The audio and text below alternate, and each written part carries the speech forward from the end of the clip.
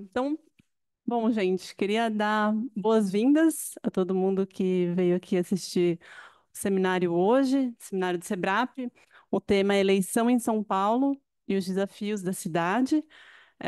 Meu nome é Camila Rocha, eu sou pesquisadora aqui do SEBRAP, estou coordenando os seminários. E para falar sobre esse tema, a gente convidou, então, o professor Eduardo Marques, que é professor do Departamento de Ciência Política da USP e diretor do Centro de Estudos da Metrópole, é, a professora Luciana Royer, que é professora da Faculdade de Arquitetura e Urbanismo da USP, e a gente também convidou a professora Úrsula Pérez, que é professora da Escola de Artes e Humanidades da Universidade de São Paulo, também pesquisadora do Centro de Estudos da Metrópole. Então, a gente está, né, aqui presencialmente, mas esse seminário também vai ser gravado e vai ser disponibilizado depois no canal de YouTube do SEBRAP. Então, acho que a gente pode começar já, né? Primeiro vai falar o professor Eduardo, depois vai falar a professora Úrsula, e depois a professora Luciana. Obrigada. Obrigado, Camila. É, é um prazer estar aqui. Foi muito legal ter esse convite. É um prazer participar aqui, falar sobre isso e dividir a mesa com a Luciana e com a Úrsula. Eu tenho certeza que vai ser um excelente momento de troca de ideias, tá? Então, eu vou abrir aqui o seminário um pouco, falando um pouco sobre o cenário atual da eleição em São Paulo, falando um pouquinho sobre os desafios da cidade também, mais para o final, mas mais concentrando mais atenção na dinâmica da eleição em si, né? Uma eleição bastante apertada até o momento, e, enfim, e a cidade de São Paulo, pela importância que ela tem no contexto nacional, trata-se de uma eleição muito importante para a política brasileira em geral, né? É, a, a observação da Camila, que a Camila acabou de fazer, de que o seminário é gravado é importante, porque as bobagens que a gente fala ficam registradas em algum lugar e depois a gente pode ser cobrado de fazer previsões erradas, né? É, a, Cientistas políticos não gostam muito de fazer previsões, né? Mas depois não gostam de ser cobrados das bobagens que eles preveem, né? E uma eleição como essa é certamente muito difícil de fazer, de cravar um resultado, né? Se a gente estivesse no Rio de Janeiro, seria muito mais fácil, né? A minha vida no Rio de Janeiro seria muito mais fácil. Ou em Recife, né? É, mas eu acho que é possível traçar linhas assim de probabilidade bastante razoável, né, nesse momento, né? E é um pouco isso que eu vou fazer aqui, né? Até a semana passada a gente tinha um empate triplo de candidatos. Nessa semana, claramente, houve um descolamento de dois candidatos, ou melhor, um descolamento de um candidato um pouco para baixo, marcando aí uma tendência que é compatível, na verdade, com a própria dinâmica da campanha, dinâmica dos anúncios na televisão, da campanha na rua, dos debates. E aparentemente os candidatos Felipe Nunes e Guilherme Boulos descolaram do Marçal, e a subida do Marçal foi é, bloqueada, arrestada aí. Não está claro se ele chegou num certo patamar e vai ficar por ali ou se ele vai ainda desidratar e perder votos. Mas é pouco provável que ele consiga ter um outro ímpeto para avançar novamente numa curva ascendente, né? Isso foi produto, e por outro lado, o atual prefeito, parece ter conseguido alcançar uma fórmula para se descolar desse grupo, sem ter que pagar um tributo muito elevado para o ex-presidente Bolsonaro, basicamente desconstruindo o candidato Paulo Marçal, que era o candidato que disputava com ele a mesma fatia do eleitorado, né? E também pelo efeito do horário eleitoral gratuito, que tem muito mais tempo, que tem muito mais tempo que os demais candidatos, infinitos mais tempos do que o Marçal, que tem zero, né? Mas também pela campanha de rua e pelo controle da máquina da prefeitura e a máquina tradicional de mobilização política na cidade, né? Acho que isso é uma coisa importante. Isso não é dito no debate público, isso não está na mídia, mas os vereadores de direita, os seus brokers, maior parte dos vereadores, e a maior parte dos vereadores de São Paulo é de direita. Então, os vereadores de São Paulo, os seus brokers, a maior parte deles está com o prefeito, fazendo campanha com o prefeito, e isso tem um efeito muito, muito significativo, né? É, eu acho que essa trajetória é importante, esses fatos são importantes para a gente começar a pensar, porque eles nuançam as narrativas de inexorabilidade do virtual e das redes sociais. A ideia de que as redes sociais, que o controle que um certo candidato tem das redes sociais, torna a candidatura dele inatacável e a vitória dele certa, né? E também desmontam a ideia de que as máquinas tradicionais de fazer política eleitoral são irrelevantes, né? Mostra o limite da campanha específica, que é uma campanha baseada no enfrentamento, na simplificação de tudo, né? Mas acho que tem dimensões sobre o como fazer campanha política eleitoral, que saem desse episódio que a gente deve anotar, né? Sobram, entretanto, importantes consequências para as próximas eleições. O Marçal, como liderança, parece ter ganho controle sobre 15% dos votos, uma coisa como entre 15% e 20% dos votos, com um discurso de apelo muito mais forte, um apelo de prosperidade individual que adere a diversas das transformações que a vida social brasileira tem sofrido nos últimos tempos. Eu vou voltar um pouco para isso lá na frente, especialmente na coisa do mercado de trabalho, tem apelo para uma parcela grande do eleitorado, e, ao mesmo tempo, deixa para lá grande parte das velharias que o ex-presidente Bolsonaro trazia no seu discurso, né? Falando sobre a ditadura militar, os militares, eu não sei mais o quê, coisas que, no fundo, acho que a maior parte do eleitorado bolsonarista aceitava, mas não estava no coração deles, né? Acho que tudo isso para dizer que o recado do Marçal me parece um recado muito mais eloquente e muito mais poderoso para capturar essa parte do eleitorado, né? Uma outra consequência de médio prazo é uma certa fratura da direita, da extrema-direita, com o declínio do valor de face do bolsonarismo, do Bolsonaro, do capital político do Bolsonaro em si, visto que parece ter sido irrelevante, ou quase irrelevante, o apoio dele, porque ele ficou o tempo inteiro entre duas candidaturas e tal, e com medo de ficar na canoa que estava afundando, e no final das contas uma canoa vai meio afundando e a outra canoa vai tomando a dianteira sem a participação dele. E o fortalecimento do governador Tarcísio de Freitas muito forte, seu grupo político, incluído aí o Kassab, o PSD, que também está envolvido, tem seu cacife político aumentado pela discussão, pelo que tem acontecido ao longo da última semana na eleição para a presidência da Câmara, né? Então, é realmente um fortalecimento grande desse pedaço aí de uma certa centro-direita, né? Então, o mais provável que a gente tenha é uma competição, repetição da competição esquerda-direita com o centro capturado pela direita, é, associada à ultradireita, mas como um sócio menor, né?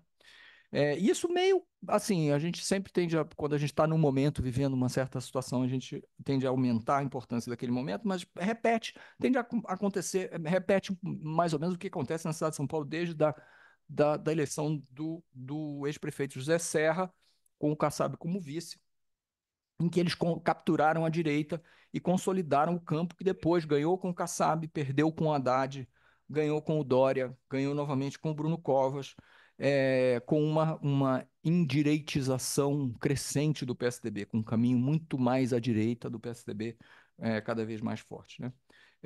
Então, acho que o mais provável que a gente tem na cidade de São Paulo hoje é uma. ah, ixi, por alguma razão eu perdi o meu tempo aqui. Tá. É, o mais provável é que a gente tenha uma vitória do atual prefeito, e que nas pesquisas eleitorais parece ter uma vantagem bastante grande sobre o Boulos na grande sólida sobre o Boulos no segundo turno, né? Eu acho que isso expressa, por um lado, por um lado, o velho e bom modelo do Anthony Downs e da distribuição das forças políticas e o fato de que o Nunes está mais próximo do centro e tende a amalgamar mais forças, meio por gravidade. Também eu acho que também expressa a máquina da Prefeitura de São Paulo, expressa a máquina a capacidade, a rizomaticidade dessa rede de vereadores de direita e seus brokers, mais tempo de televisão, então ele tem, na verdade, todos os recursos, ele tem mais recursos, né? Mas também expressa um pouco a fragilidade da campanha que o Guilherme Boulos construiu, né? Que acho que ficou acreditando ou considerando que a transferência de votos do Lula e a transferência de rejeição do Bolsonaro seriam capazes de alavancar sua campanha.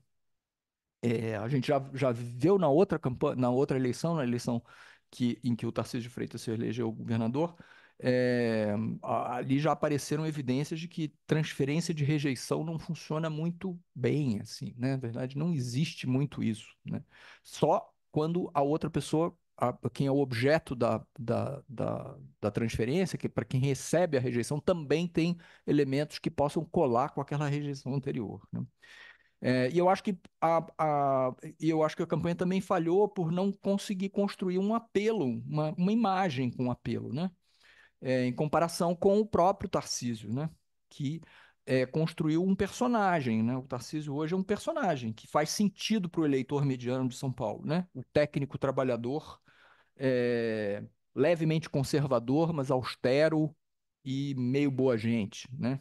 Parecido assim, fazendo uma transposição para o Rio de Janeiro, o Eduardo Paes fez esse mesmo exercício e construiu um personagem que fala para o eleitor mediano do Rio de Janeiro de uma forma muito forte, eloquente. Ele é quase o Zé Carioca hoje em dia, o, o meu conterrâneo, né? Ele tem uma dimensão assim muito muito de vestir a carioquice, né? E o Tarcísio tem essa coisa, apesar de não ser paulistano nem paulista, ele tem essa coisa de. Ele conseguiu construir para ele uma figura que fala pro. O Boulos não conseguiu, mas eu acho que o Boulos nem tentou fazer esse exercício, né? Ele operou num registro mais tradicional de campanha, tentando simplesmente apresentar as suas propostas e achar que a redistribuição, o projeto da redistribuição ia falar por si.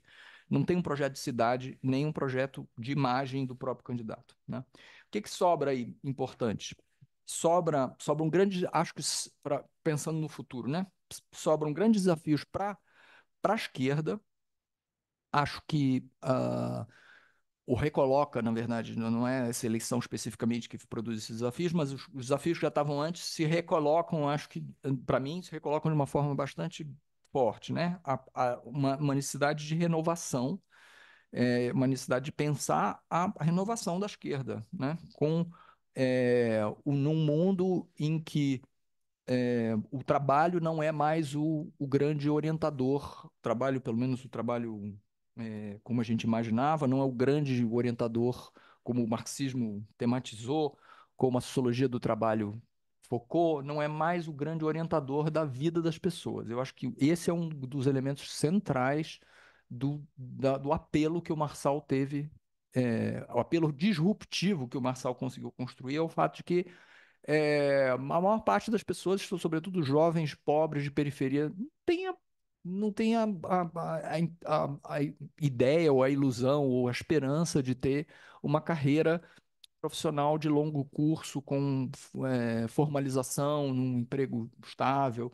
É o mundo meio um mundo da viração, né? E eu acho que a esquerda não tem um olhar para o mundo da viração.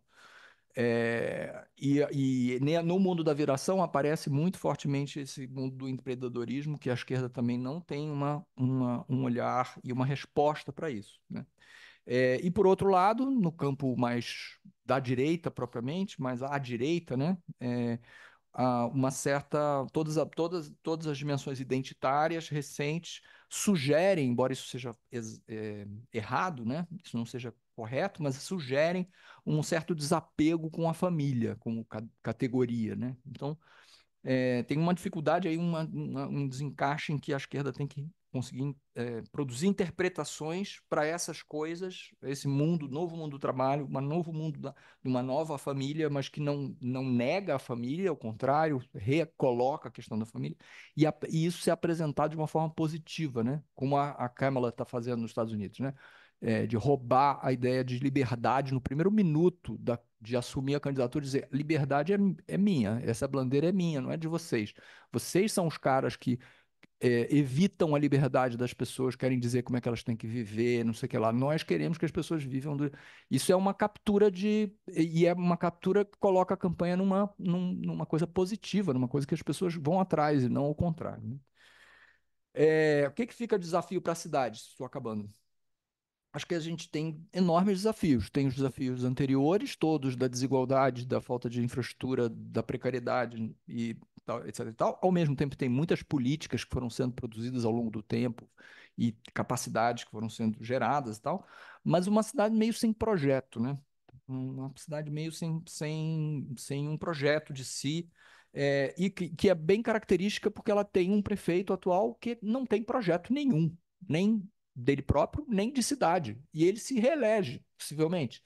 E que é uma demonstração realmente de um certo encaixe no desencaixe, né? Na ausência de um projeto mais amplo. E isso tudo sobreposto agora à questão das emergências climáticas, que vai colocar enormes, gigantes desafios para as cidades em geral, especialmente uma cidade, uma aglomeração de 22 milhões de habitantes, com todos os problemas que a gente tem. Então, acho que é um final de fala um pouco negativo, mas temos grandes desafios e eu acho que e o resultado desse processo eleitoral não parece apontar para a construção de uma saída para isso. Se o Nunes ganhar, que é um prefeito que já não tem, ficou 4 anos e não tinha projeto nenhum, não tinha nem razão direito para ficar lá, para estar lá, 3 anos e meio, mas também com o Guilherme Boulos, que não parece ter um projeto que tenha uma dimensão nova e reconheça esses grandes desafios que estão pela frente, que parece pensar ou olhar os desafios que a cidade já teve e a sociedade brasileira continua tendo, né? Então, não é sem incentivo falar neles, mas é preciso recolocá-los na complexidade dos dias de hoje. É isso, obrigado.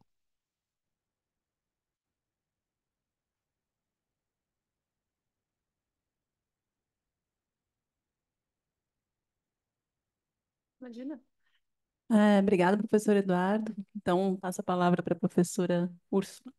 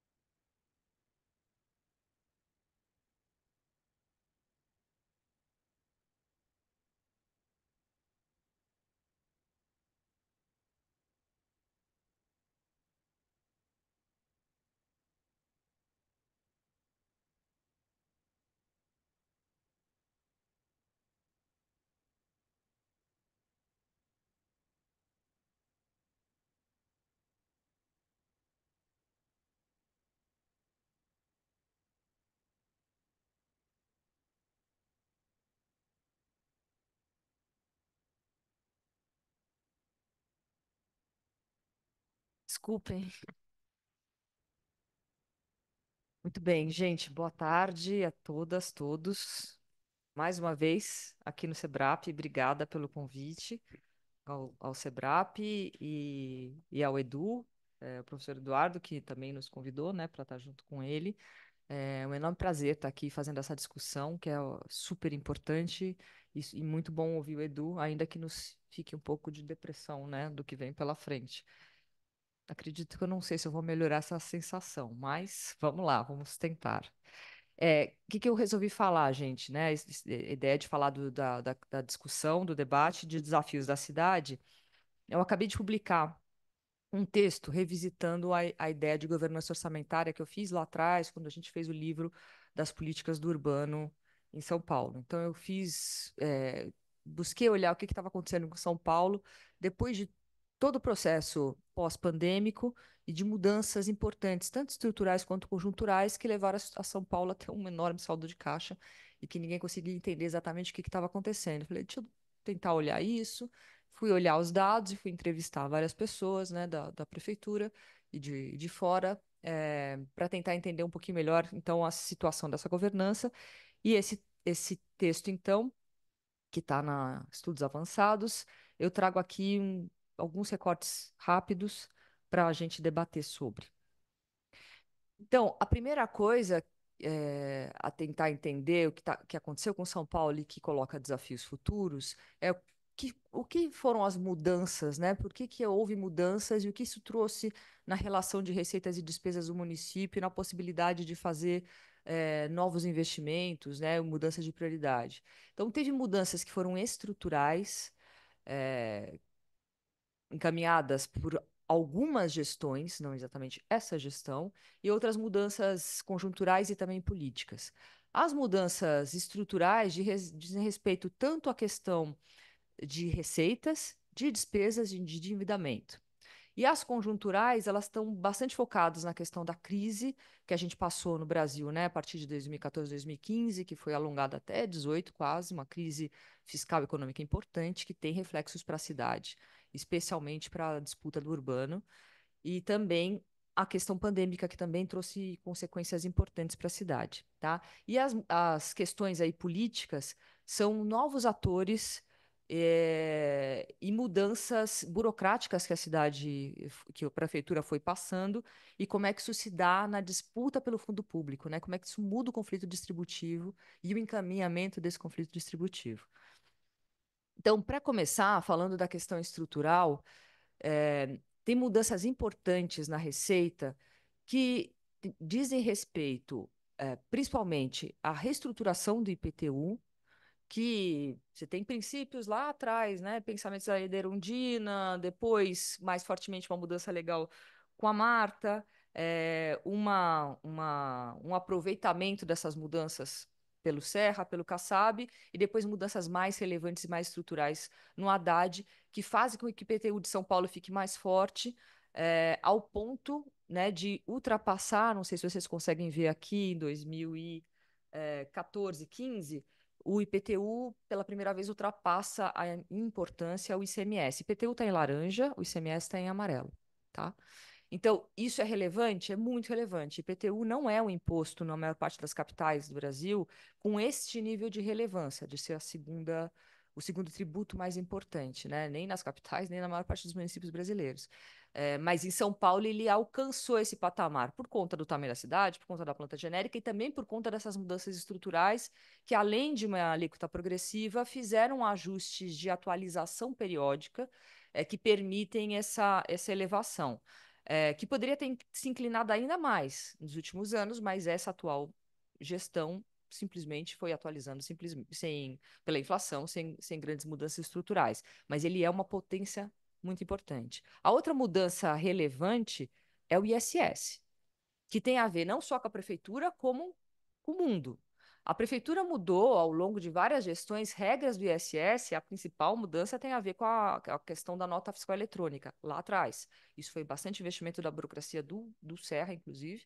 Antes teve mudanças de briga de guerra fiscal que a própria Marta e João Sayad enfrentaram, né, para organizar essa guerra fiscal com Barueri e outros municípios. Depois, mudanças de tecnologia com Serra, e isso foi seguindo, né, e novamente ajustando as questões de guerra fiscal. E quando você entra nesse mundo digital mais forte e com o avanço da pandemia, os serviços cada vez mais ocupam um espaço fundamental da vida da cidade. Então, São Paulo é uma cidade de serviços e o seu ISS é uma coisa impressionante, que mesmo nos momentos de crise, ele até ficou um pouco estagnado, mas ele não chega a cair. Não, desculpa, é o cinza, é a primeira curva. Então, o ISS de São Paulo é muito pujante, tá? E isso dá, junto com essa alavancada do IPTU, dá esse incremento de receita que vocês veem no azul, né, que está na barra de cá, que vai crescendo bastante fortemente, mesmo nesse período de crise que a gente passou. A gente sai do patamar, né, de 2015, cai para 2016 com a crise, mas segue crescendo. A outra mudança importante de receita estrutural é a do urbano. Por quê? Porque São Paulo, com o plano diretor e a criação do Fundurb, né, e da mudança da receita de outorga onerosa lá atrás, permite que você construa comprando potencial construtivo, né, aumente o tamanho de prédios, desde que você deposite lá a outorga no fundo. Depois, certamente, Lu vai falar mais, talvez, sobre isso.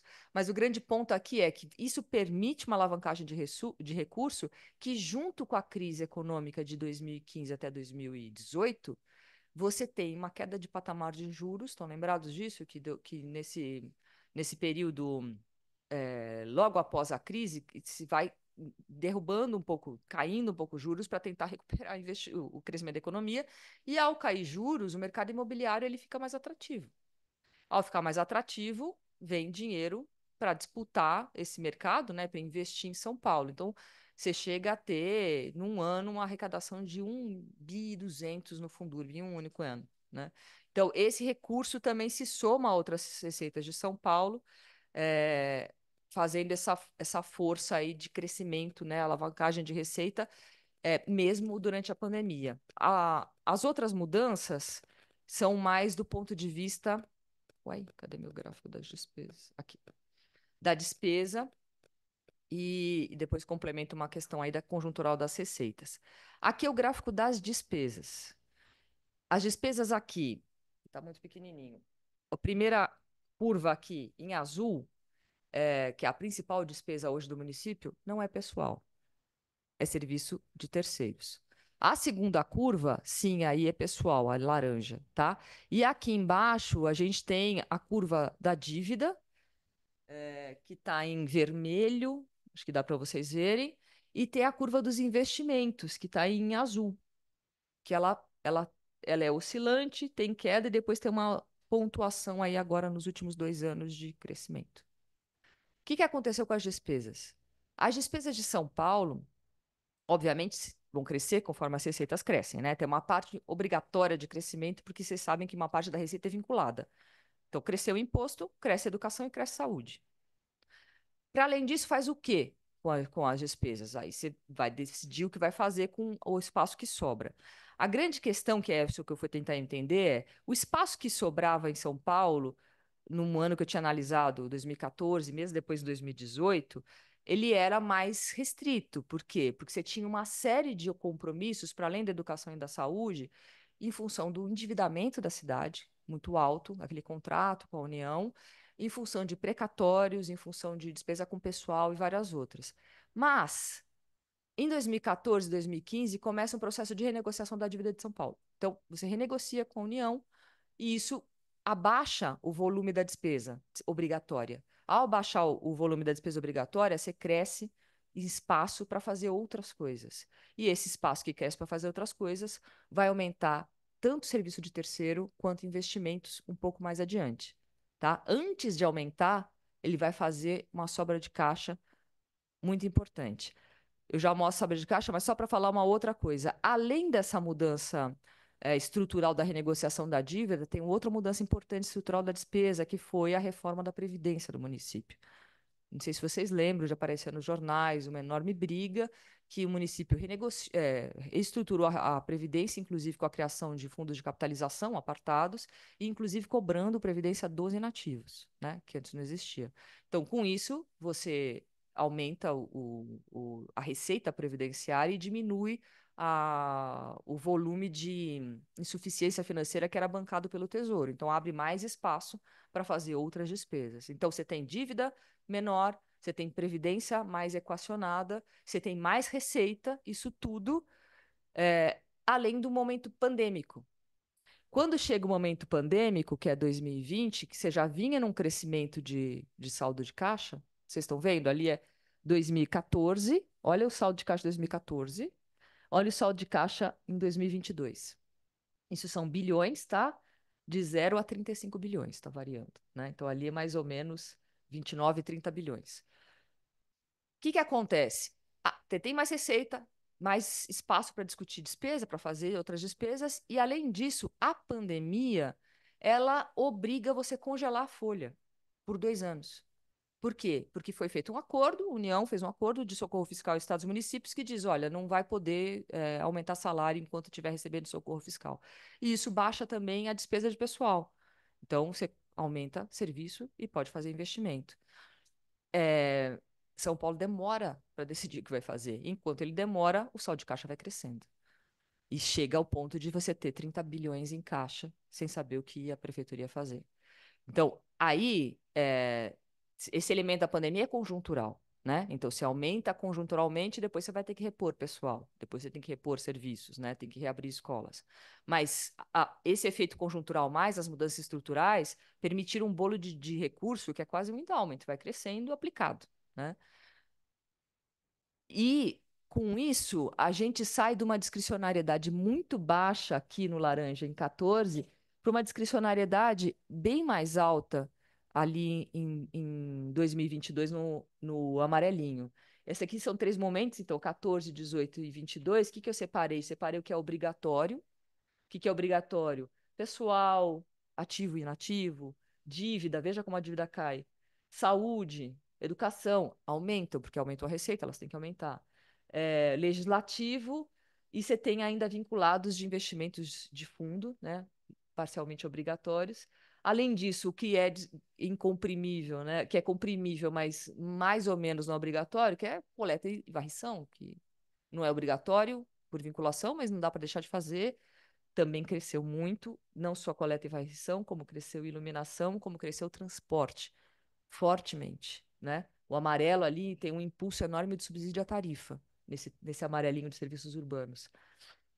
As áreas MEI e subprefeituras crescem bem menos proporcionalmente, e também outras áreas finalísticas que não saúde e educação crescem, mas com uma proporção menor que as demais. Então, você tem mais discricionariedade para fazer investimentos ou outras coisas que sejam, né, que se queira.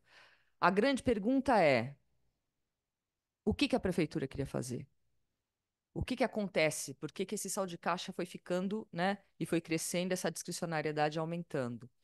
E aí, ao conversar com diferentes pessoas, né, e acompanhar o que estava acontecendo com a prefeitura, algumas mudanças são relevantes.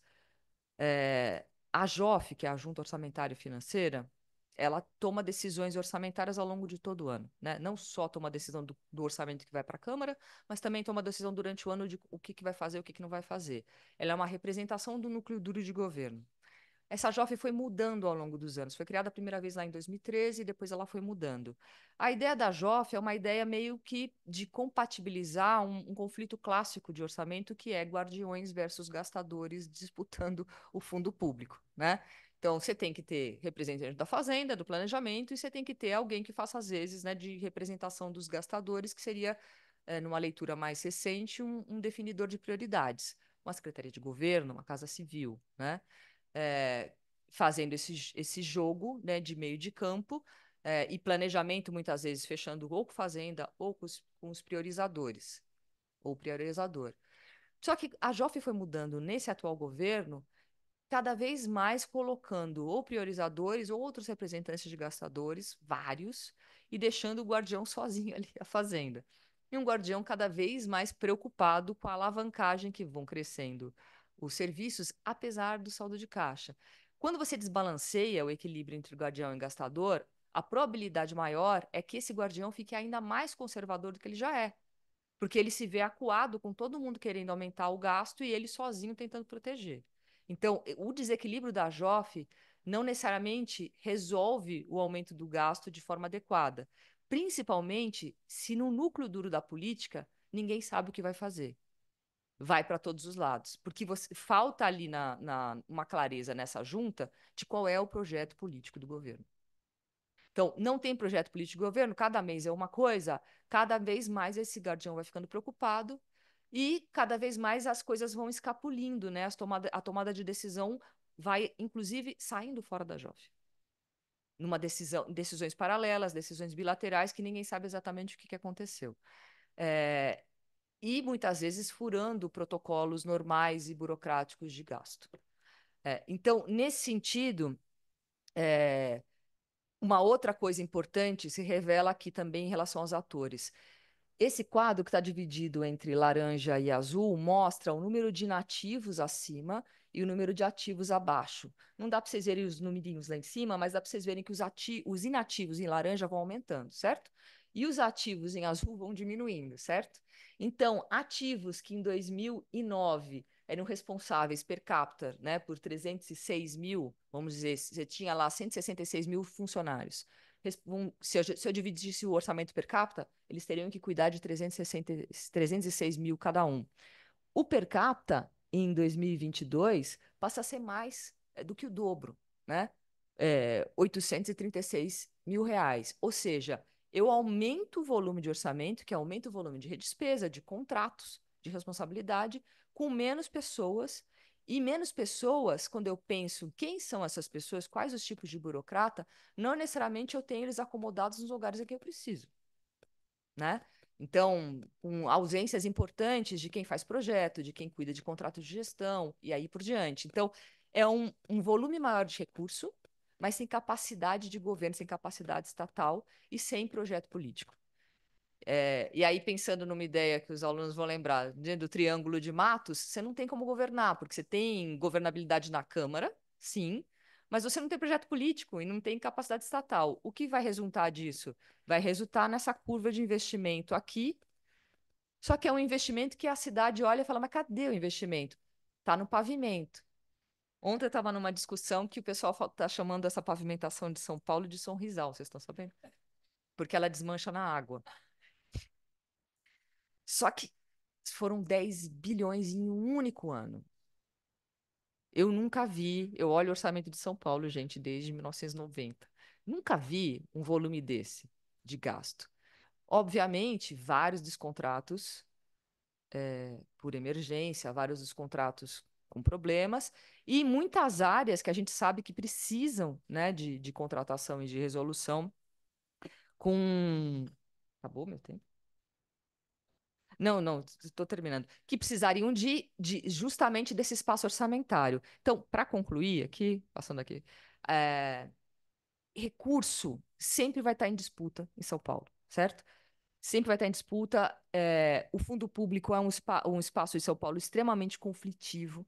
O aumento da discricionariedade não vai ser utilizado se a gente não conseguir ter encaminhamento político, né, e capacidade de gestão. E a gente precisa mudar a forma como a gente gere esse recurso, pensando aí para frente as eleições, seja quem for que ganhe, né? Apesar, né? Enfim, seja quem for que ganhe, a gente precisa disputar esse recurso a partir do território com uma lógica de projeto para a cidade, como o Edu estava comentando do que é o futuro. Isso não está posto. Então, o orçamento de São Paulo hoje é um espaço em que a despesa está crescendo agora acima da receita. Então, esse saldo vai acabar. A gente vai ter uma reforma tributária que vai acontecer a partir de 2026, que a tendência é São Paulo perder. O que é lógico, porque os outros municípios precisam ganhar para a gente equilibrar mais esse país. Então, tem que pensar o que faz com isso. Como é que a gente vai trabalhar uma cidade que a receita vai crescer a uma velocidade menor, com esse volume de despesa? Tem que mudar completamente a lógica do que está sendo feito e pensar um projeto político adequado e reestruturar a capacidade administrativa da cidade, que está há algum tempo aí defasada. Enfim, desculpa a correria no final, a gente pode continuar depois, eram essas as preocupações.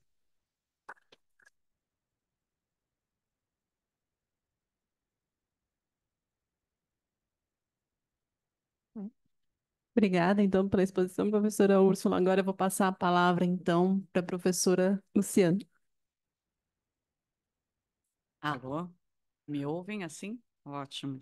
Bom, boa tarde, estou bastante feliz de estar aqui. Quero agradecer ao SEBRAP e ao Edu, ao professor Eduardo Marques, pelo convite e de estar aqui dialogando com ele, com a Úrsula e com você também, Camila, te conhecendo aqui. Discutir um pouquinho, aprofundar um pouquinho nos pontos relativos à habitação e ao planejamento urbano, né? Então, nos 15 minutos que eu tenho, eu queria. eh, enfim, é tanta coisa que fiquei com vontade de falar e de discutir com vocês, mas cada um desses tópicos levaria muito mais tempo. Então, eu vou tentar focar numa discussão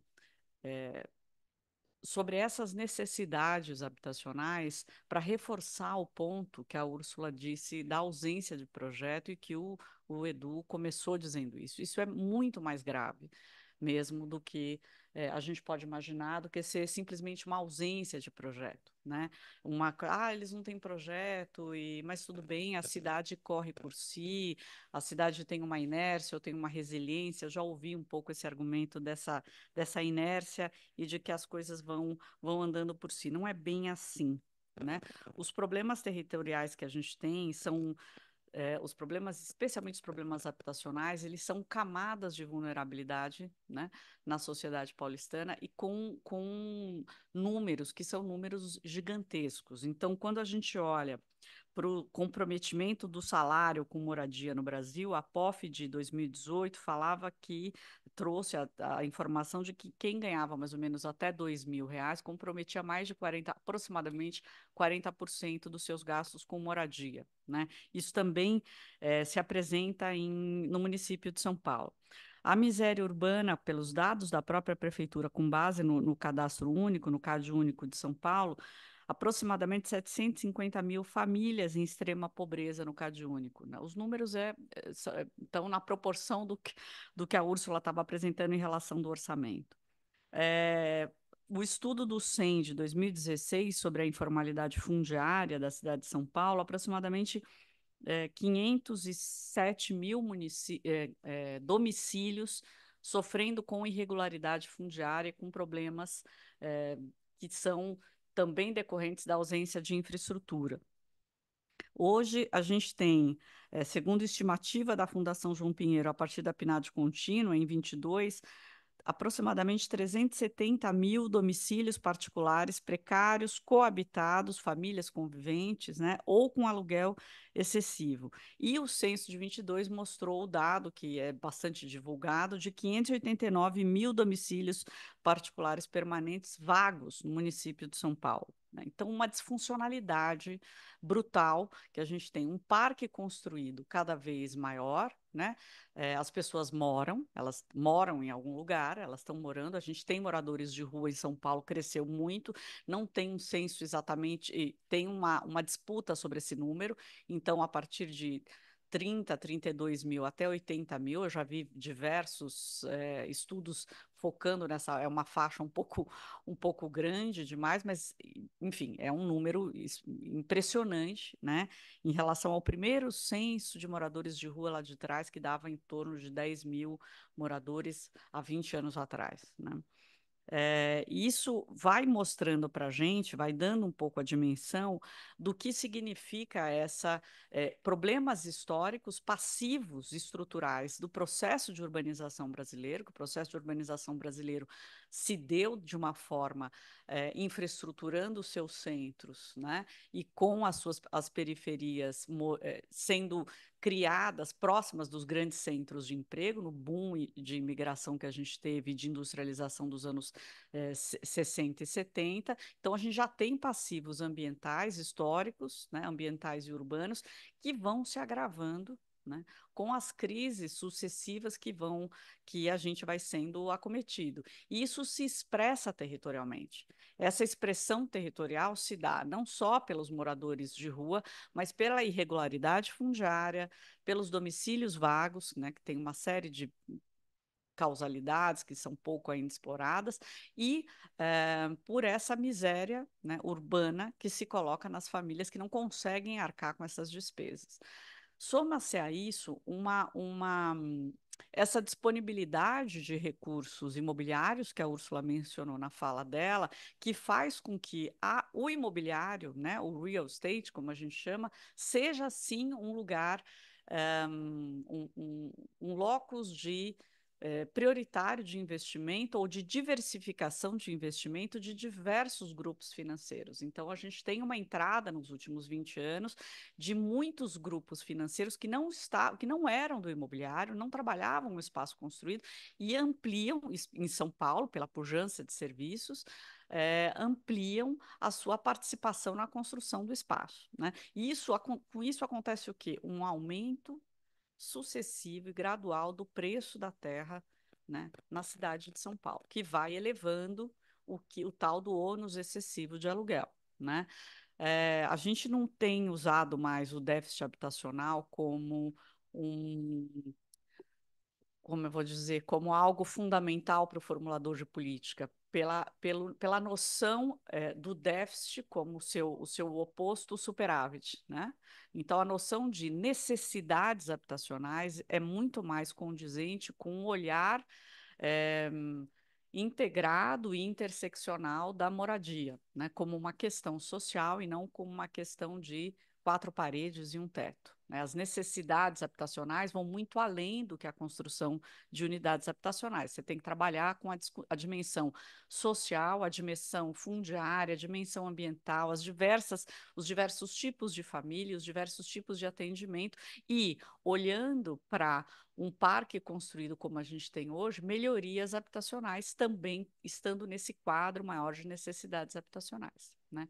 Porém, o déficit habitacional, e cada vez mais, quando a gente vai vendo, se ele é a única meta para o formulador de política, você acaba construindo unidades, né?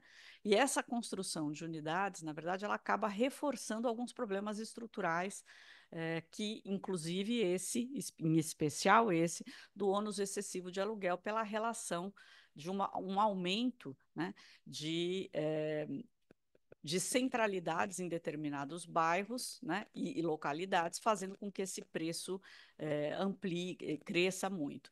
Não vou entrar em muitos detalhes sobre isso, porque, enfim, tem toda uma série de correlações ou estruturas para explicar o porquê esse preço está aumentando desse jeito, ainda que eu aumente a oferta, né? Que teoricamente eu estou aumentando a oferta, o preço da unidade habitacional deveria cair, mas não é isso que acontece, né? Não é isso que acontece. Pelo contrário, porque na verdade a habitação e a construção ela tem o dom de configurar e melhorar e criar, né, e estruturar novas centralidades, fazendo com que o preço suba também. Mas isso é um ponto relevante. Eu quero voltar na discussão do aumento do preço da terra para reforçar a discussão de que a questão habitacional ela não pode só ser pensada numa linha de déficit habitacional, então tem que construir mais. Ela tem que ser pensada como uma política em meio a outras que vão articular, né, a diminuição da pobreza, da desigualdade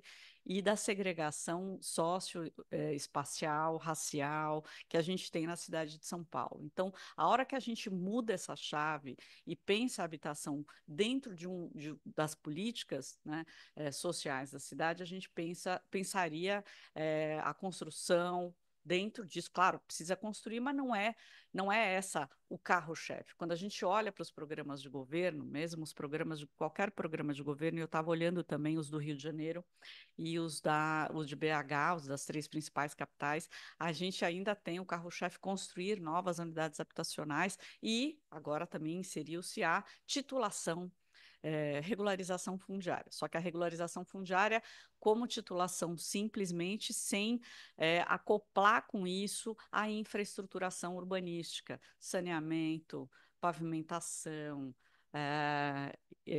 eletrificação, iluminação, etc., qualificar essas moradias que estão colocadas em áreas irregulares. Tudo isso que eu estou falando para vocês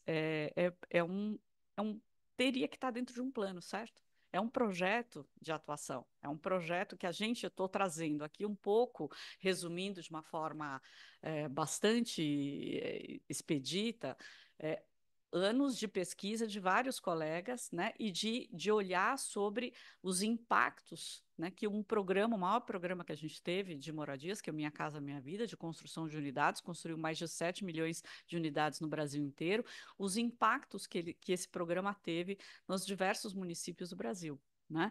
E olhando para isso e entendendo, na verdade, também os impactos que os componentes do déficit habitacional, que lá atrás, se a gente tinha muita casa de material precário, zinco, madeiras que não são apropriadas, etc., hoje não é o caso. O maior componente do déficit é o ônus excessivo de aluguel, ou seja, o aumento do preço da terra e a pobreza, né, urbana, colocadas como um grande desafio para a discussão da política habitacional e da política urbana. Será que a saída é a construção de novas unidades somente? Ou será que eu, de fato, tenho que olhar para isso articuladamente com as outras políticas? Então, esses anos de pesquisa trazem para a gente esse desafio de que olhar a habitação tem que ser absolutamente conectado com as políticas urbanas. Isso fica ainda mais grave na hora que a gente vê o cenário traçado pelo Edu e pela Úrsula dessa ausência de projeto. Eu e a Úrsula discutindo isso, dizendo é impressionante, a gente sempre reclamou de ausência de recursos, que não tinha dinheiro para fazer urbanização das grandes favelas. São Paulo tem Heliópolis, Paraisópolis, né? Favelas gigantes, as favelas ali também da Zona Sul. A gente tem enormes desafios, né, de construção, de articulação de projetos complexos, né, que articulam saneamento, que articulam infraestrutura também viária. Falta muito corredor de ônibus. Uma cidade como São Paulo, a gente tem aproximadamente 135 quilômetros de corredores de ônibus, né?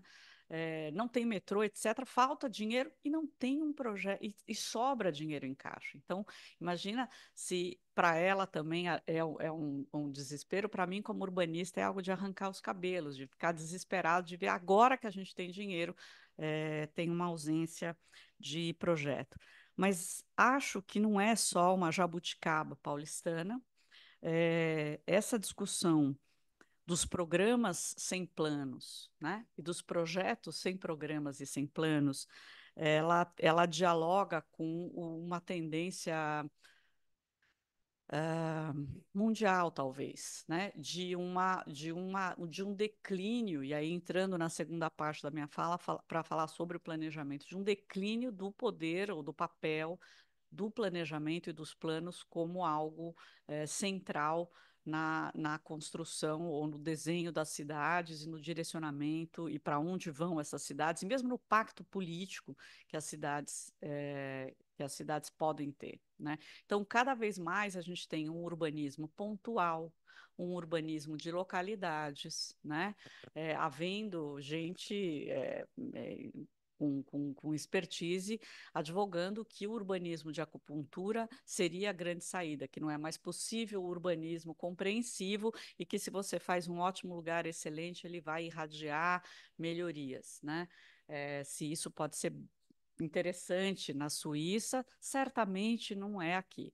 Né? Então, isso tem esse abandono, né, de um protagonismo estatal na construção de um planejamento e de planos que sejam de fato, que levem de fato a uma construção interseccional, e junte todas as políticas e que trabalhe com todas intersetorial, é algo que me parece apressado demais para dizer que não, os planos não podem mais funcionar porque estamos em outros momentos e o Estado temos que trabalhar em planos e processos que são anti-Estado ou anti-estatais ou contra-hegemônicos ou algo assim. Abandonar a capacidade ou o protagonismo estatal para as questões relativas à infraestrutura urbana e a esses planos, né, e esse desenho da cidade me parece algo muito, muito perigoso. No caso específico do plano diretor, que foi, São Paulo teve um plano diretor agora recém-aprovado em 2024, em janeiro de 2024, que aprofunda eh, e abre, na verdade, espaço para que a lei de zoneamento, né, que é a lei de parcelamento, uso e ocupação do solo, para que essa lei de zoneamento seja uma lei que ela sim brilhe e tenha protagonismo na cidade. Então, é o rabo abanando o cachorro e não o cachorro abanando o rabo. A lei de zoneamento, ela tem uma importância em qualquer cidade do mundo, porque ela regula o quanto você pode construir em cada lote, o que pode ser construído, o que não pode. Ótimo, é um instrumento, como qualquer outro. Na hora que ela é mais forte, mais importante, comanda, né, e modifica o plano diretor, que seria o master plan, ou o plano que agregaria, na verdade, as diversas políticas e articularia para onde a cidade deve crescer e teria que ser articulado com o PPA, o plano plurianual, por exemplo, na hora que a lei de zoneamento é o grande instrumento urbanístico, tem alguma coisa errada. Né? Então, é isso, é mais um sintoma desse fenômeno em que você implode a capacidade estatal de planejamento e implode algum tipo de direção, né, que o corpo estatal pode dar para uma cidade como a nossa. Né? Então, isso faz com que a gente veja as disfuncionalidades que vão piorar. Então, a lei de zoneamento e o plano diretor aprovado esse ano, na verdade, ampliam para o mercado imobiliário as capacidades de construtivas, né, os coeficientes de construção que a cidade tem. Então, o que a gente está vendo de obra vai ampliar, né, e, obviamente, a infraestrutura da cidade não tem essa capacidade toda para sustentar. E isso vai fazer com que a gente entre em alguma espécie de colapso de transporte individual, se isso não for junto com uma ampliação expressiva do transporte de massa, do transporte público, e não for acompanhado também de um outro tipo de controle, é, ou rodízio, ou algum tipo de controle ambiental que seja, porque cada apartamento desses tem uma vaga acoplada, ou então a cada 3 apartamentos uma vaga, o que faz com que a gente tenha um incentivo enorme para o uso do automóvel individual também, né? Sem um controle, de fato, uma capacidade estatal instalada em uma direção que leve a cidade para um, um, uma superação dessa miséria urbana e uma superação da discussão do planejamento ou do projeto como só em lugares especiais, a gente de fato pode ter problemas sérios nos próximos anos. E a grande ironia é esse saldo de caixa gigante. Né? E isso para mim é algo quase, quase imperdoável. Assim, é um sentimento a gente finalmente conseguiu ter essa condição, a gente tirou a dívida, né, do município de São Paulo, a gente conseguiria olhar e hierarquizar urbanização de favelas, trabalhar com saneamento de uma forma expressiva, construir os corredores de ônibus de uma forma efetiva, né, ampliando esse alcance no município, mas a opção não é essa. Né? E isso pode levar a problemas sérios, inclusive problemas ambientais mesmo. Bom, era isso. Espero foi.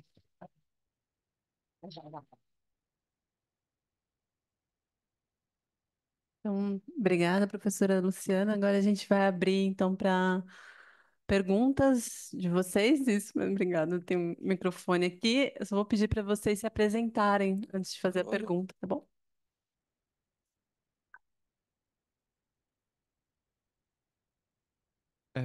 Tá ligado. Bem, queria primeiro agradecer, eu sou o Gabriel, sou pesquisador do NDD de Sobrap. Foi muito, muito elucidadora a apresentação, eu fiquei muito triste com alguns pontos, mas feliz de estar entendendo melhor essa questão. E a minha pergunta é muito simples, e mais especificamente vai falar do professor Eduardo, mas enfim, acho que também citaria o comentário dos outros professores, com certeza que também vai sobre a questão do projeto, né? Você acabou comentando como existe uma ausência de projeto na campanha do Guilherme Boulos, por exemplo, de uma esquerda de forma mais ampla. E eu tô falando mesmo de uma falta de conhecimento minha, mas queria entender exatamente onde tá localizada essa ausência? Porque pelo menos quando eu olho para as propagandas políticas que, enfim, o Boulos está produzindo agora, os vídeos sobre a campanha, eu até consigo enxergar pelo menos uma forma de pensar a cidade, né? Quando ele pensa as questões da tarifa zero, quando eles pensam as questões de moradia. Então, eu queria entender um pouco melhor onde está essa ausência, esse buraco, porque eu acho que para mim não ficou muito claro. Enfim, acho que é isso. Muito obrigado de novo, foi muito interessante. Bom, bom, eu já emendo e passo para você, pode ser?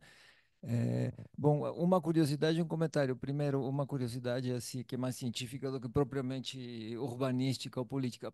Por que asfalto? Quer dizer, você pode gastar dinheiro a roda no que você quiser. Então, por que asfalto? E talvez tenha a ver com a materialidade da política. Uma coisa que você pode gastar muito dinheiro com um contrato único, enfim, algum tipo de. Obviamente, se você for fazer metrô, você não acaba, né? Se você for fazer algum tipo de intervenção maior, você não consegue entregar. Se você está pensando em se reeleger, embora que você não tenha projeto político para a cidade, você tem projeto político pessoal, asfalto talvez seja. Então, seria interessante aí. Ouvi-la, embora você tenha sugerido que provavelmente tem interesses associados aí com empreiteiras ou com e Edu, eu tenho uma curiosidade, na verdade, eu gostaria de pensar melhor por que o Marçal de fato está caindo. Em que sentido? Obviamente, parece que há um teto para esse mundo digital entrando na política, mas por outro lado, ele é uma novidade extraordinária. Em que sentido? Ele não é um político. Ele não é um Bolsonaro que encontrou um caminho para fazer política. Ele é alguém que vem da economia da atenção, inteiramente alheio ao mundo da política. E está arrombando o mundo da política, com um recall incrível, extraordinário, e com uma forte recusa de uma parte da classe política que está dizendo não podemos deixar passar um cara desses. Contudo, ele chega.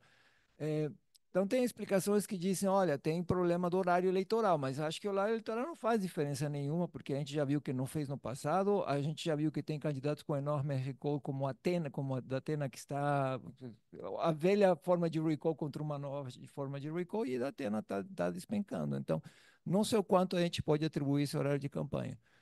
É, o Bolsonaro se posicionou contra, de fato. Ele acabou recuando e gravou vídeos contra Marçal, mas não sei o quanto isso pode estar pensando no eleitorado.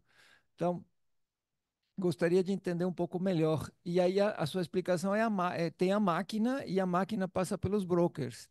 E sim, tem intermediários no território, etc. Mas a gente conhece muito pouco da escala ou da magnitude da operação desses brokers do ponto de vista global da cidade, porque esses brokers operam um tipo específico de bairros para fazer chegar a um certo tipo de política a um certo tipo de população. Mas se você pensar isso na escala da cidade, o quanto isso faz diferença do ponto de vista das preferências eleitorais. Então, me parece que aí seria interessante pensar melhor, gostaria de ouvi-lo.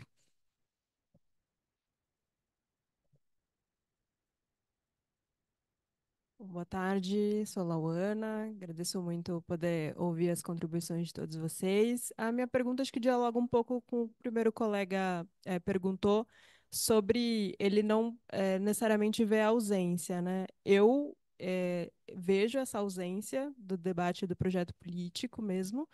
Você vê os próprios candidatos, né, falando nos debates que aqueles não são debates para discutir propostas, né? Então realmente eu acho que não está sendo uma campanha propositiva, assim, pela maior parte dos candidatos. E a minha pergunta vai no sentido de ouvir um pouco de vocês sobre o que vocês percebem ser o motivo dessas ausências, assim, qual a razão das ausências? Por que não é possível? Porque assim, quando você olha, por exemplo, para a questão da habitação, da moradia, um dos candidatos foi forjado nos movimentos de ocupação do centro, ele conhece boa parte das soluções, ele tem um diálogo com a academia, a gente tem propostas de soluções sendo colocadas na mesa há muito tempo para esse tema, né?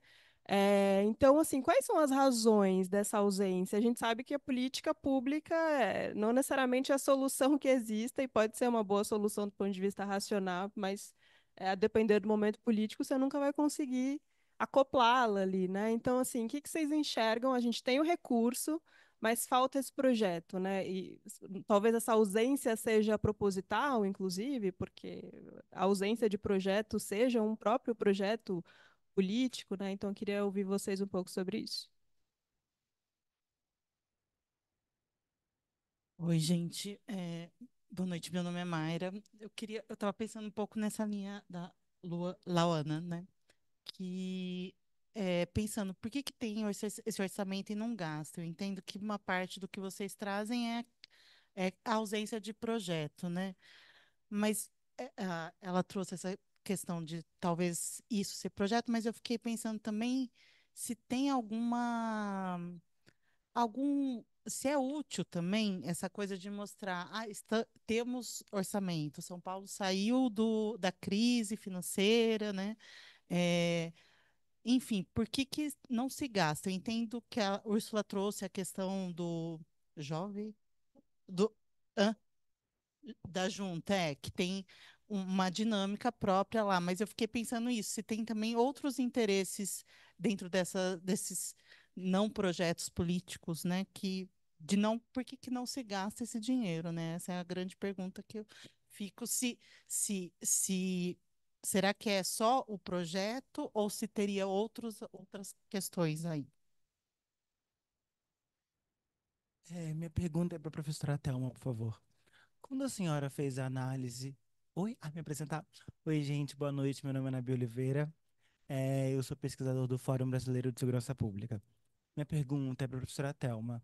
Quando a senhora fez a análise, professora Luciana. Professora Luciana Roller. Quando a senhora fez a análise dos planos, existe alguma menção a operacionalização daquele instrumento muito antigo que a gente parece que esqueceu, que é o IPTU progressivo? A cidade fala alguma coisa disso no plano da cidade de São Paulo, de BH, do Rio? A senhora encontrou alguma coisa? Mais nesse sentido, a minha pergunta. Obrigado.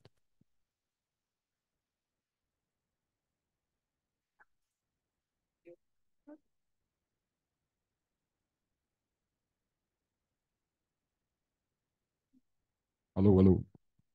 Bom, aí, boa tarde a todas e todos. Prestigiar e celebrar a mesa, parabéns pelas reflexões. Meu nome é Matheus, estou como assessor parlamentar no mandato do deputado Suplicy e pesquisador júnior do SEM. Eu queria trazer um diálogo, acho que é menos uma pergunta e mais um compartilhamento com a exposição da professora Úrsula, de alguém que passou 5 anos na prefeitura de São Paulo. E a gente estava, a todo momento, nos períodos de elaboração orçamentária, mapeando demandas, conversando com as coordenações técnicas, dialogando nos territórios com as servidoras. No caso, era a Secretaria de Assistência e Desenvolvimento Social, né? Então, a gente falava com os CRAS, com os CREAS, com os centros POPs. Uma das tarefas que eu ocupava era de subsidiar os titulares da pasta para poder fazer as negociações na JOF. Então, assim, não é que não tinha nenhum elemento concreto de demandas materiais, né, da- tudo era colocado lá, mas dava para perceber que esse retorno político ele estava esvaziado da JOF, é justamente o que você identificou, e as articulações eram em outras conversas, né, bilaterais, com o governo, com outras secretarias, e isso é muito triste, porque tinha todo um esvaziamento de um corpo técnico que acreditava, né, na secretaria, no titular da pasta, nesse papel institucional, de poder levar essas demandas identificadas, planejadas, colocadas no orçamento em cada LOA, em cada ano, e que não eram levadas a cabo. E aí depois esse retorno de que a gente não tinha orçamento, espaço fiscal, só que o caixa aumentando, o que era uma loucura. Então, só compartilhar um pouco essa frustração de alguém que já teve nesse lugar e que era muito desafiador, assim. A gente tinha essa lógica da fazenda estipular um teto para cada secretaria. Esse teto ele vinha muito próximo do que era exatamente só as despesas correntes, os custeios. Então a fazenda já colocava inicialmente zero espaço para investimento, para ampliação, para você pensar em concurso, para você pensar em qualificação dos serviços. Só que é isso, em paralelo você tinha recurso. Então, qual que é o problema? Por mais que não tivesse ali um planejamento de cidade, um projeto, as demandas ainda assim chegavam a todo momento, as reuniões aconteciam, a pressão era exercida e articulada, e mesmo assim isso não tinha efetividade nenhuma, seja internamente no próprio executivo ou de pressão de sociedade civil. Então, é muito complexo, assim, né? Porque não é que eles estavam vendidos, né? Então, foi um período bem frustrante, assim, mas dialoga muito com a exposição da professora Úrsula.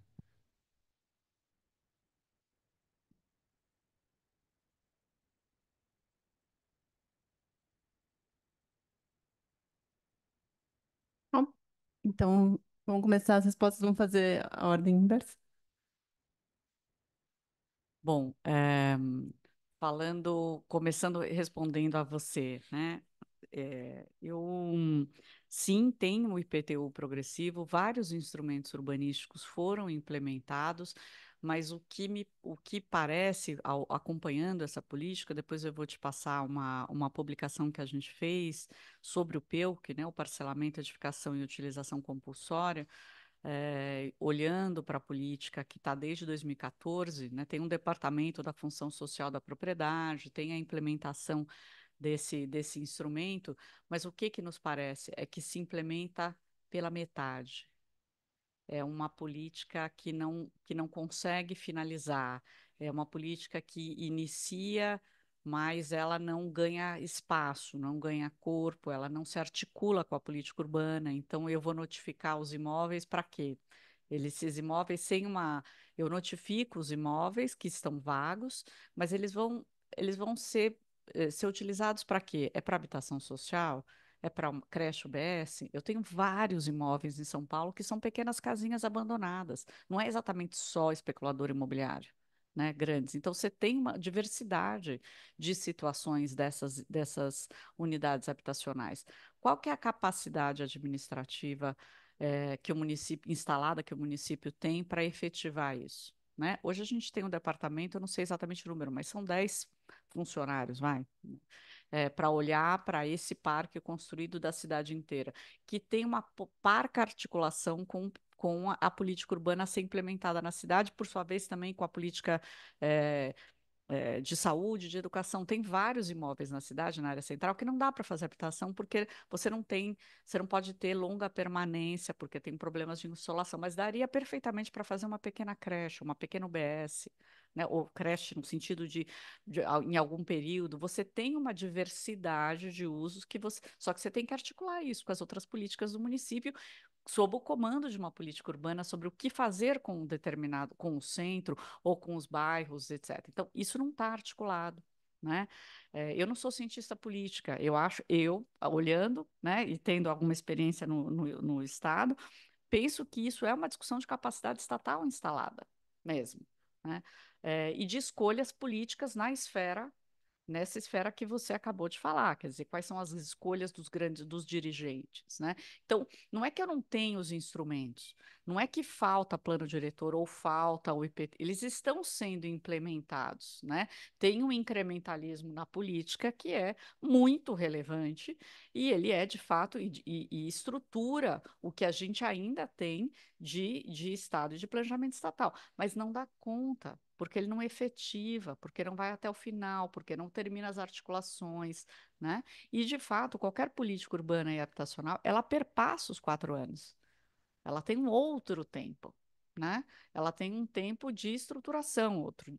Você tem programas urbanos aí que comemoram 50 anos, 60 anos, todo ano a Alemanha faz um congresso esse ano é os 50 anos do Programa de Desenvolvimento Urbano XPTO. Não quero parecer colonialista aqui, só quero dizer que a continuidade e um olhar estruturado e que fica no corpo do Estado é fundamental. Né? E sobre a discussão da ausência de projeto, existe, em todos os candidatos falam da discussão da habitação. Né? Eu não vou me adentrar muito nisso, mas tem uma discussão.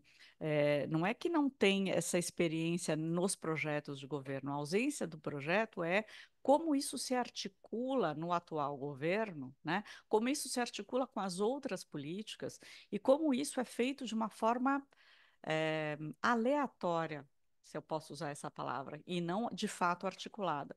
Tem um programa no município, que é o programa Pode Entrar, que é um programa construído no âmbito do Conselho Municipal de Habitação. Eu era conselheira nesse momento lá atrás, e foi construído junto com os moradores, de uma certa forma. com as associações, os movimentos, né? Então ele foi sendo construído, mas ele foi sendo modificado ano a ano com inclusão de determinadas ações no programa, né, para fazer com que ele tivesse uma resposta imediata. Então, hoje, por exemplo, a principal ação do Pode Entrar é comprar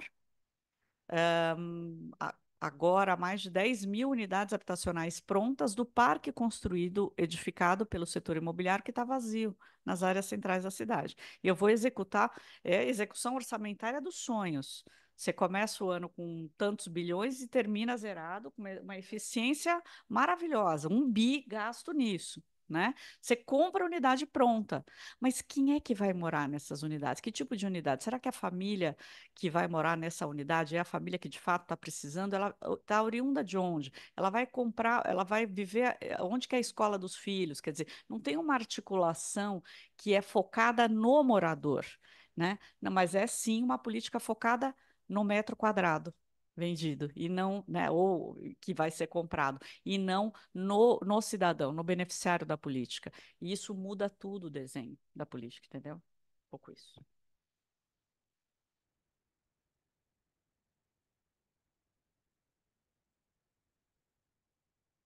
Muito bem. Gente, obrigada pelas perguntas. Vamos lá. Consigo responder. Asfalto é uma coisa muito importante no município de São Paulo e ele está relacionado ao território, à vereança e à lógica muito perto ou muito próxima da questão eleitoral.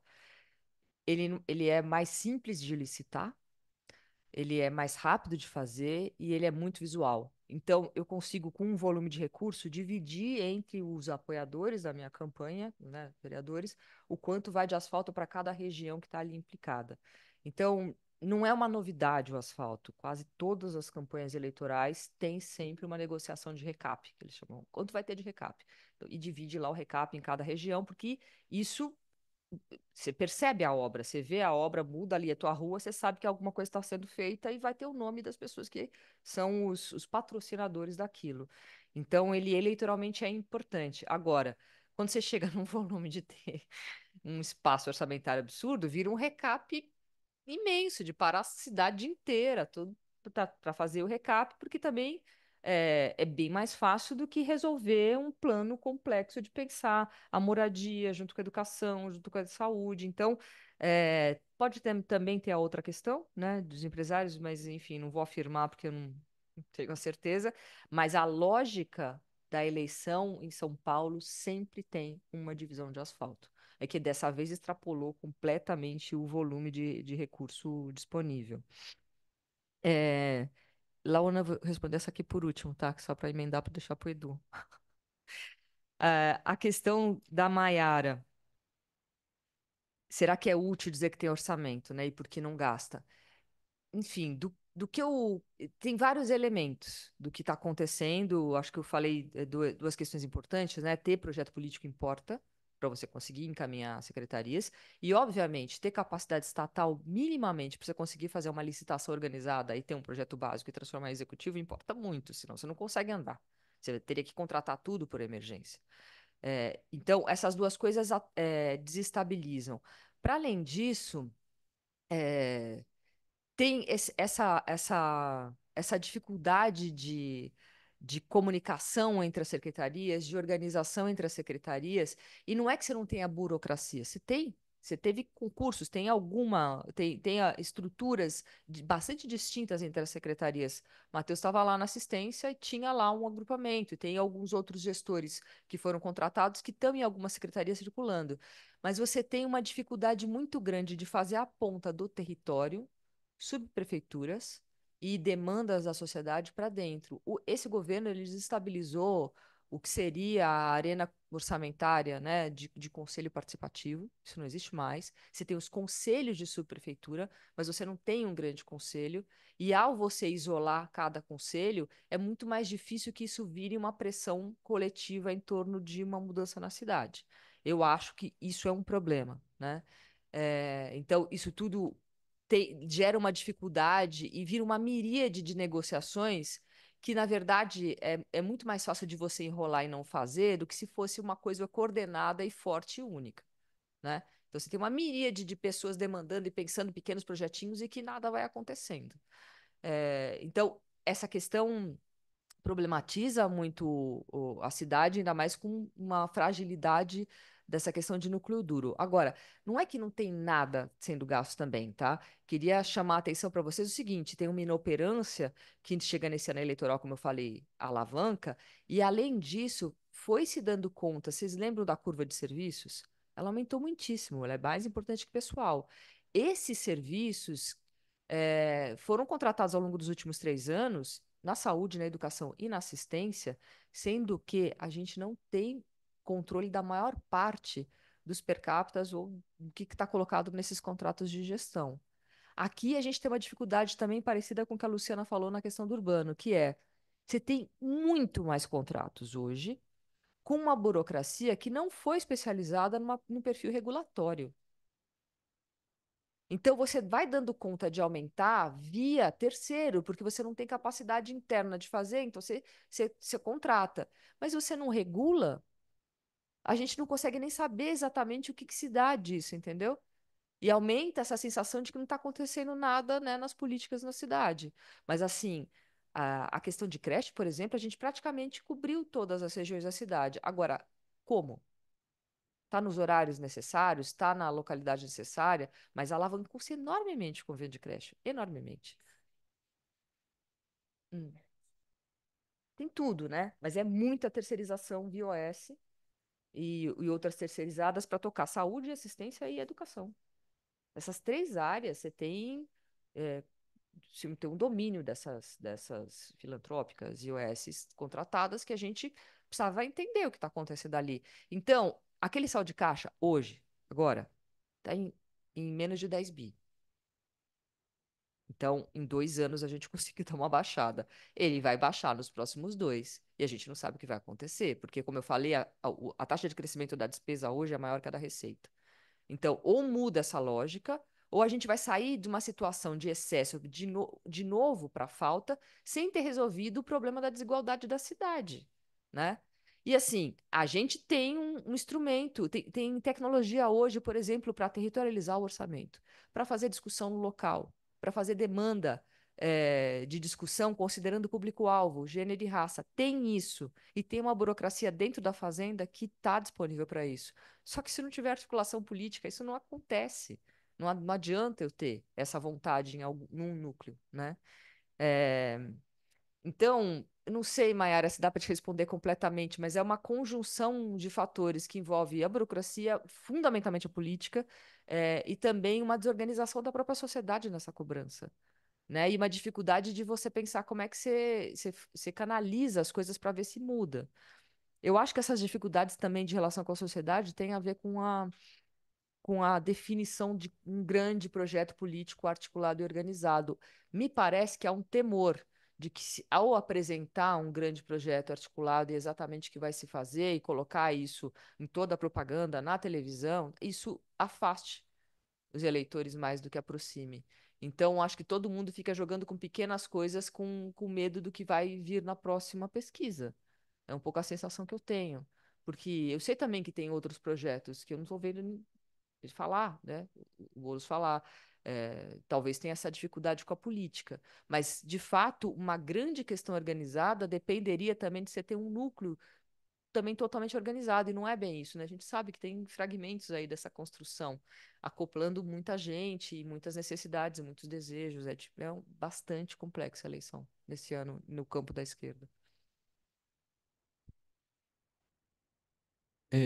Então, Gabriel, obrigado pelas perguntas, foram ótimas e várias perguntas que pedem uma resposta mais longa do que dá para responder. Mas vamos lá. Gabriel, acho que é super importante isso que você se anotou, porque no fundo tem que fazer é preciso fazer nuançar a expressão falta de projeto com relação à candidatura do prefeito Ricardo Nunes e a candidatura, a ausência de projetos no caso do candidato Guilherme Boulos. Não é exatamente a mesma coisa, né? A gente está falando sobre coisas diferentes.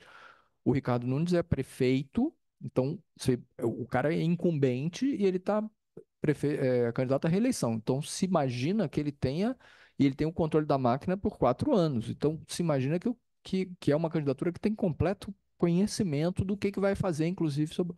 Não tem. Se você procurar na internet, eu já fiz esse exercício.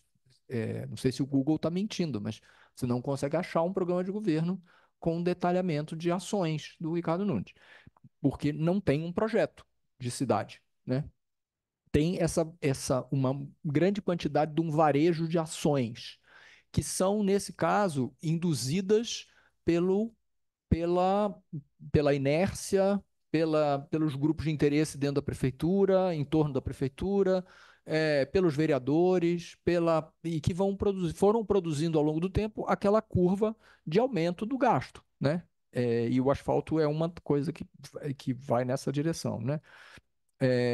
No caso do Boulos, eu acho que quando eu estou falando de ausência de projeto, no caso do Boulos, não estou falando de ausência de projetos, que ele não diz que vai fazer coisas, especifica mais ou menos as coisas que ele vai fazer.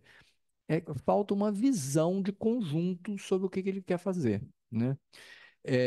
E tem o que existe com essa envergadura é a ideia de redistribuição, de inverter as prioridades, de levar as políticas para as periferias, que é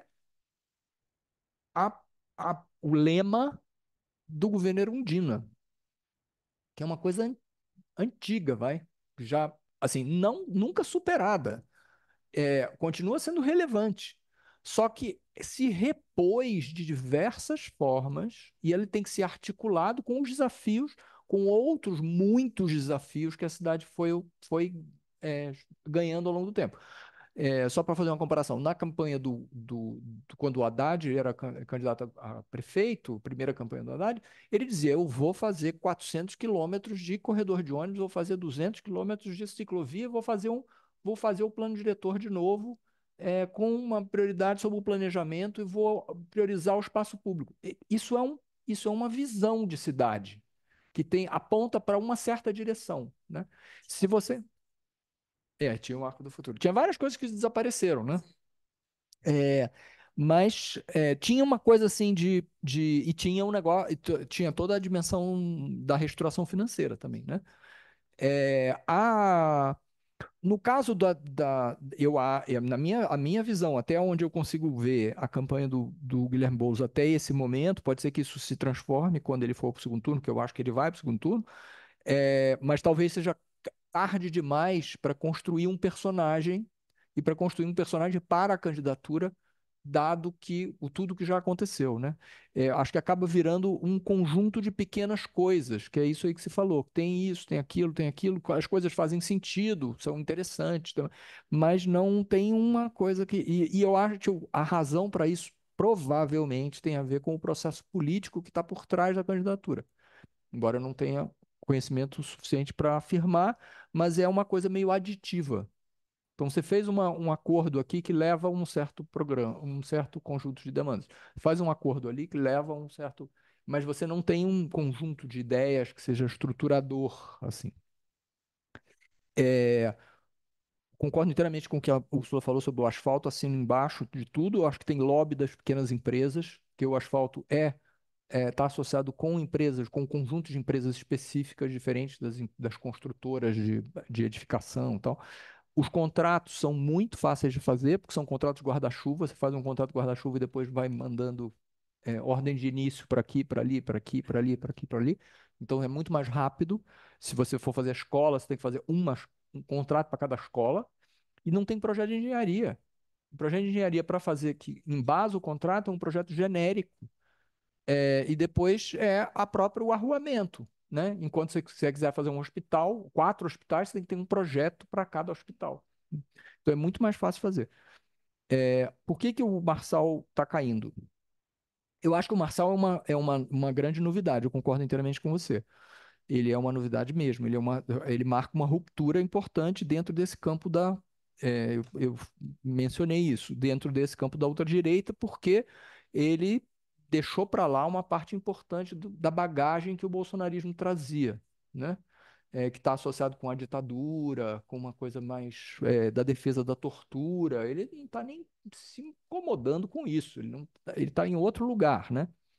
E ele, como personagem, ele é um personagem muito mais palatável, muito mais outsider verdadeiramente da política, um cara da viração que foi bem sucedido, então ele pode ser espelhado por muitos eleitores, assim.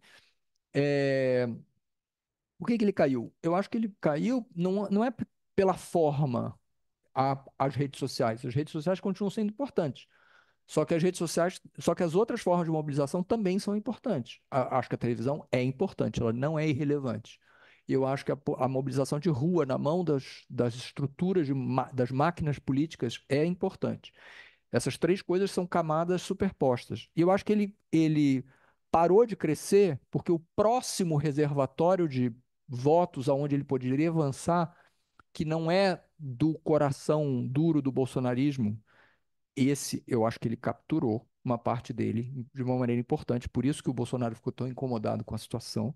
Mas o próximo que ele poderia avançar foi sensível às informações que a Tabata começou a circular e que depois o Nunes circulou muito fortemente, usando a estrutura dos recursos tradicionais que ele tem, televisão e mobilização de rua, para dizer: esse cara é um pilantra, não vote no pilantra.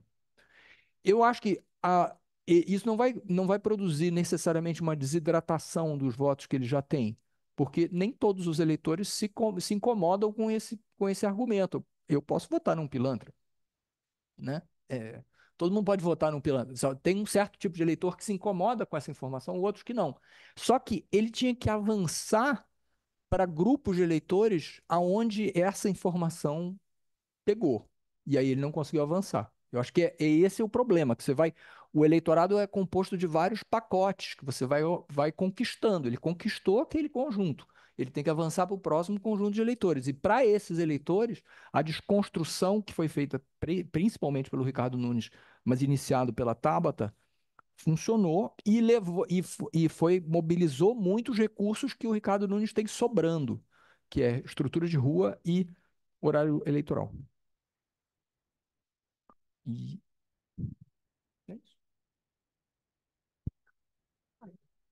Então, gente, quero agradecer todo mundo pela presença. Lembrar novamente que o seminário vai estar disponível no canal de YouTube do Sebrap. Então, depois se vocês quiserem conferir, né, todos os dados, né, foram muitos dados que foram apresentados. Então, não, que é legal a gente ver de novo, né, porque é um debate muito importante, muito fundamental. Quero agradecer novamente o professor Eduardo, professora Úrsula, professora Luciana, por terem aceitado o convite do Sebrap, o convite do professor Eduardo para estar aqui hoje. E é isso, gente. Obrigada, então. Boa noite. Obrigado a você.